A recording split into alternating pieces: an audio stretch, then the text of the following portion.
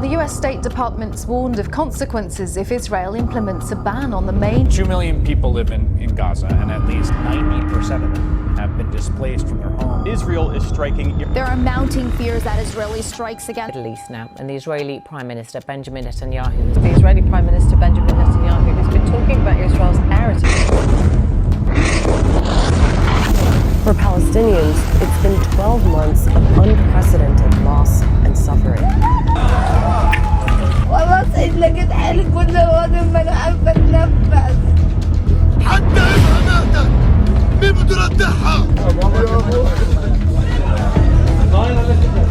אזרחי ישראל, אנחנו במלחמה.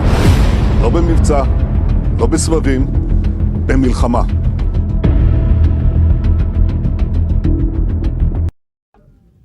It is the first agreement ever signed between Palestinians and the State of Israel. I see in this commitment on the part of the PLO a change, a dramatic change, that opens the road towards reconciliation and peace between the Palestinians and Israel. The year 1993 marked a significant moment when Israel and Palestine were on the brink of drafting a peaceful resolution. However, subsequent events deteriorated the situation to such an extent that conflict persists between them today. To understand today's crisis properly, we must delve into the history of how Israel came to be and how the conflict between Israel and Palestine began. Our story begins thousands of years ago. The horrific treatment of Jews by Hitler is widely known, but the persecution of Jews began millennia ago. It is said that Jesus Christ was born into a Jewish family, and some Christians believe that certain Jews sought his crucifixion. This ideology gave rise to a belief that lingered among Christians for decades and even centuries. During the Crusades, approximately 1,000 years ago, Christians extensively killed Jews.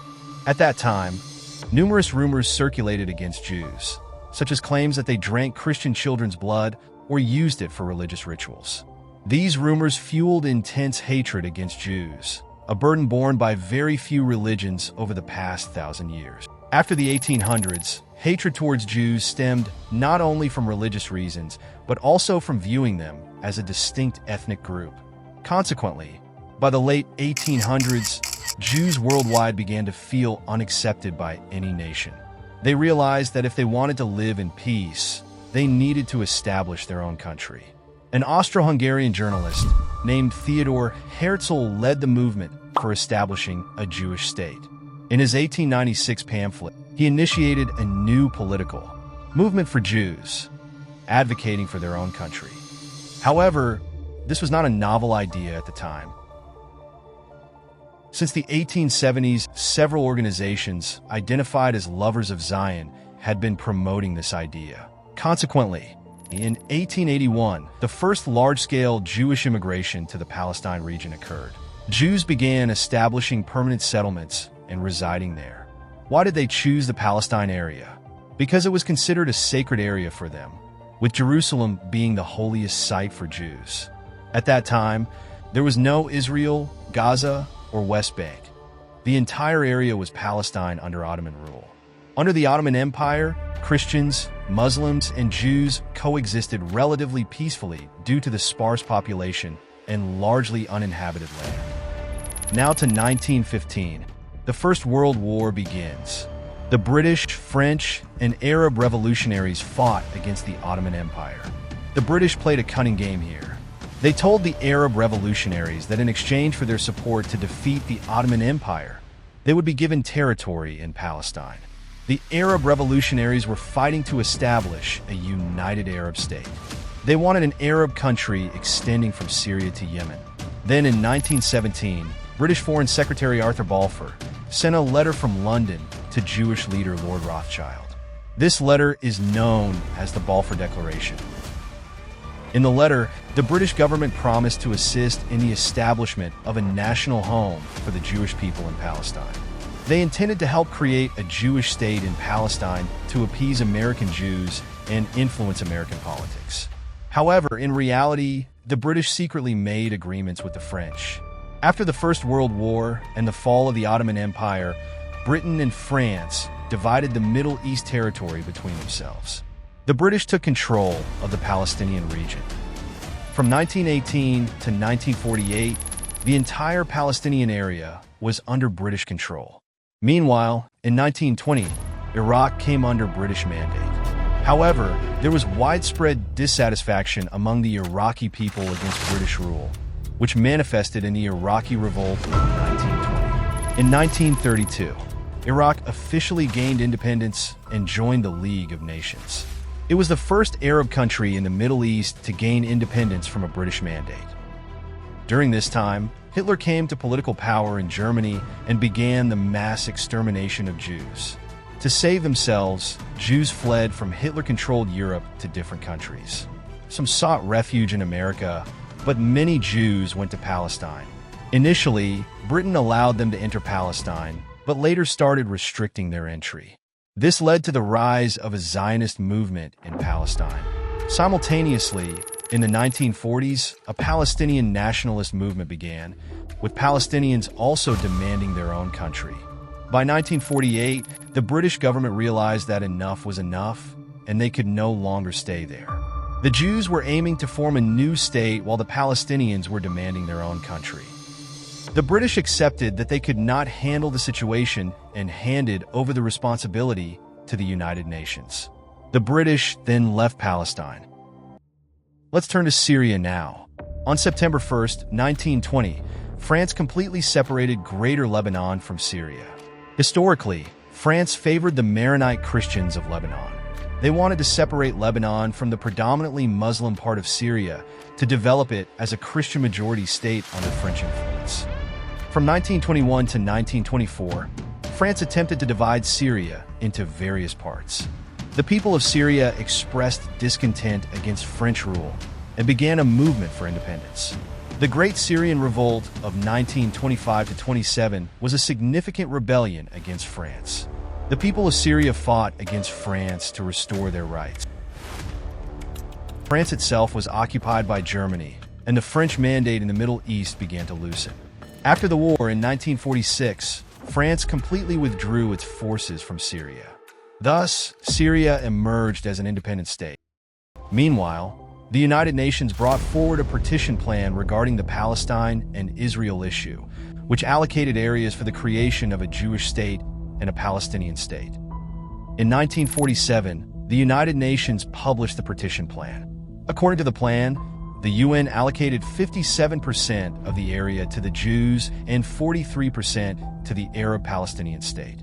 Jerusalem, being historically important to Jews, Christians, and Muslims, was decided to be under international control by the UN. The Jews accepted this plan and named their new country Israel. This marks the birth of the State of Israel in 1948. But unfortunately, the neighboring Arab countries were not at all satisfied with this plan. They believed that the plan was essentially a way for the British to continue their colonial control. On May 14, 1948, Israel declared its independence. This declaration was made based on the UN partition plan. The next day, on May 15th, the military forces of Egypt, Jordan, Syria, Lebanon, and Iraq began attacking Israel. These countries believed that the establishment of Israel would create a threat to the Arab world and violate the rights of the Palestinians.